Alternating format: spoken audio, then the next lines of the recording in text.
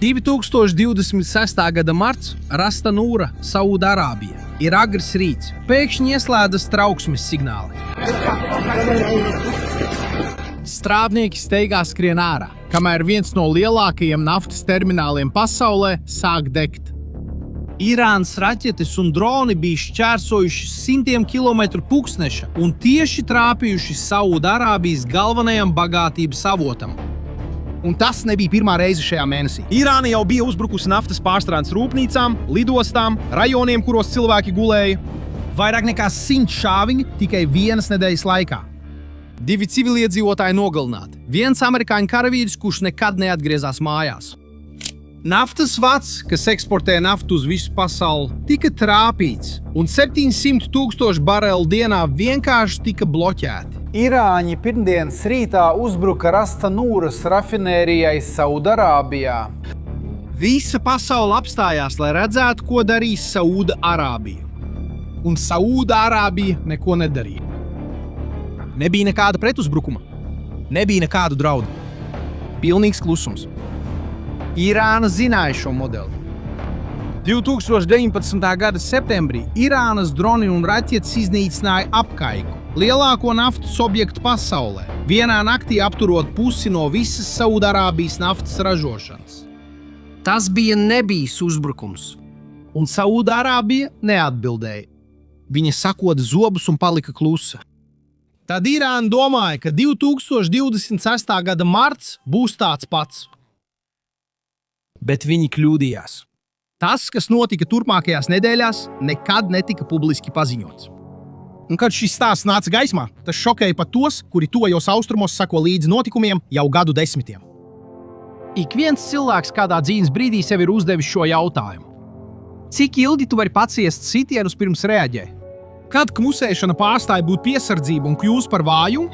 Kad izturība pārstāja būt tikums un kļūst par aicinājumu ciest vēl vairāk. Mohameds bin Salmans, visspēcīgākais cilvēks Saūdarābijā, tieši saskārās ar šo jautājumu. 40 gadu vecumā karaja dēls. Viņš pēdējos gados bija pārvērtis vienu no pasaules konservatīvākajām valstīm par investīciju, startautisku šovu un turisma galamērķi. Viņš lika karalistes nākotni uz spēles, paļaujoties uz ekonomiku, biznesu un stabilitāti. Bet viņš ir arī cilvēks, kurš nekad nav atkāpies no konflikta, kad uzskatīja to par nepieciešamu. Un tagad viņa valstī krita raķetes. Lai saprastu, ko Saūdarābija izdarīja. Vispirms jums ir jāsaprot, cik vērienīga bija Irānas rīcība. Kad Amerikas Savienotās valstis un Izraela 2026. gada februāra beigās uzbruka Irānas militāriem objektiem, Irāna atbildēja. Tikai tā neatbildēja, uzbrukot Amerikas Savienotajām valstīm. Tā neatbildēja, uzbrukot Izrēlai. Irāna pavērsa savus raķetes pret Persijas līča valstīm, jūru, kas apskalo visu šo reģionu. Kaimiņi, kuriem ar šo karu nebija nekāda sakara. Irāna vienlaikus uzbruka visām 6 līča valstīm. Saūdarābija, Apvienotie Arabu Emirāti, Kuveita, Katara, Bahreina, Omāna. Valstis, kas bija palikušas ārpus konflikta. Valstis, kas publiski bija paziņojuši, ka neiesaistīsies. Tas nebija svarīgi. Irāna tāpat uzbruka. Un paskaties, uzbrukumi nebija simboliski, tie nebija brīdinājumi, tie bija īsti uzbrukumi pret īstiem mērķiem, radot īstus zaudējumus. Saūdarābijā jaunākās paaudzes amerikāņu militārā lidmašīna tika iznīcināta uz zemes Saūdarābijas militārajā bāzē. Tā netika notriekta gaisā kaujas laikā. Tā tika iznīcināta uz zemes ar Irānas raķeti, kamēr tā stāvēja nekustīgi. Vienkārši izzēsta no kartes. Tā bija ļoti skaidra vēsts. Irāna visiem sūtīja vēstījumu. Neviens nav drošībā. Ne tās valstis, kas palika malā, ne amerikāņu bāzes, neviens. Un zini, ko izdarīja Saūdarābija? Publiski Mohameds bin Salmans aicināja uz mieru. Viņš zvanīja citu Persijas līča valstu līderiem un teica, lai neviens nedara neko, kas varētu pasliktināt situāciju. Saūdarābijas valdība izdeva oficiālus paziņojumus, pieklājīgi nosodīja uzbrukums un gāja tālāk. Tas izskatījās pēc vājuma. Izskatījās, ka Saūdarābija atkārtos 2019. gada scenāriju. Tā norītu, sūzētos apvienotajās nācijās un ietu tālāk, it kā nekas nebūtu noticis. Un Irāna tam noticēja. Turpināja uzbrukt, turpināja sūtīt dronus, turpināja šaut raķetes. Tas viņiem bija ideāls scenārijs. Bet notika arī otrs saruna. Tā, kur neviens neredzēja. Mohameds bin Salmans zināja, cik dārgi bija maksājusi 2019. gada bezdarbību. Viņš zināja, ka Irāna pēc šī notikuma bija pārliecināta tikai par vienu – Saūda-Arābija nekad nereaģēs. Un tieši šī pārliecība iedrošināja Irānu 2026. gadā apgriezties ar lielāku spēku, lielāku drosmi un daudz mazāk bailēm. Ja karalisti šoreiz neatbildētu, vēstījums būtu vēl skaidrāks. Varat uzbrukt pēc sirds patikas, tam nebūs nekādu seku. Bija robeža, un Irāna bija to sasniegusi. Padomā pats uz mirtu. Tu esi Muhameda bin Salmana vietā. Tava valsts tiek bombardēta nedēļa pēc nedēļas. 2 civiliedzīvotāji nogalināti. 1 amerikāņu karavīrs miris. Rafinērijas deg un viss pasaule gaida, vai tu kaut ko darīsi. Ko tu darītu?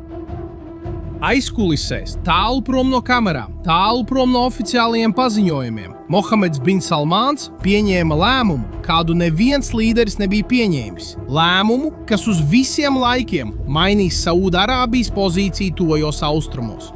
Viņš grasījās uzbrukt Irānai, tieši Irānas teritorijā. 2026. gada marta beigās Saūda-Arābijas karaliskie gaisa spēki paceļas gaisā. Bez paziņojuma, bez preses konferences, neprasot atļauju nevienam, Saūda-Arābijas iznīcinātāji šķērso gaisa telpu. Un viņi trāpa mērķiem Irānas teritorijā. Pirmo reizi visā vēsturē Saūda-Arābija tieši uzbruk sava galvenā ienaidnieka teritorijai. Bet tas, kas notika pēc tam, bija vēl pārsteidzošāks. Pēc uzbrukuma Saūda-Arābija paziņoja Irānai, ka tieši viņa bija tā, kas to izdarīja. Pa diplomātisko kanālu privāti viņi nodeva ziņu. Tie bijām mēs, un mēs to darīsim vēlreiz, ja būs nepieciešams. Tā nebija tukša lielīšanās. Tā bija tieša ziņa. Un pareizi. Tas bija augstasinīgi. Tas bija aprēķināts. Un tas nostrādāja. Un Saūda-Arābija tajā nebija viena. Arī apvienotie Arābu Emirāti atbildēja.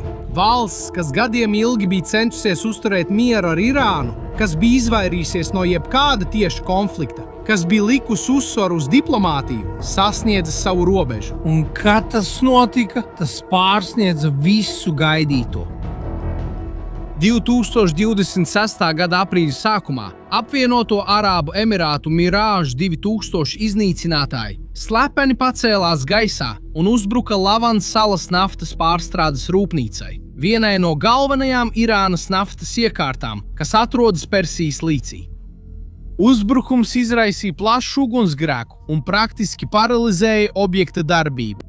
Pati Irāna atzina, ka naftas pārstrādes rūpnīca bija cietusi, taču visatklājošākā detaļa parādījās vēlāk. Lai koordinētu šo operāciju, apvienotie Arābu Emirāti strādāja tieši ar Izraēlu. Izraēlas izlūkdienestu vadītājs slepeni devās uz Emirātiem vismaz 2 reizes kara laikā. Un, lai to papildinātu, Izraēla pat nosūtīja pretraķešu aizsardzības sistēmas Iron Dome baterijas ar Izraēlas personālu, lai darbinātu iekārtas Emirātu teritorijā. Padomājiet par to, kāda Persijas līča arābu valsts uzņem savā teritorijā Izraēlas karavīrus, lai aizstāvētos pret Irānu. Ja kāds to būtu teicis pirms 5 gadiem, neviens tam neticētu. Irāna bija paveikusi neiespējamo. Tā bija apvienojusi pret sevi valstis, kuras vēsturiski nekad nebūtu tuvinājušās cita citai.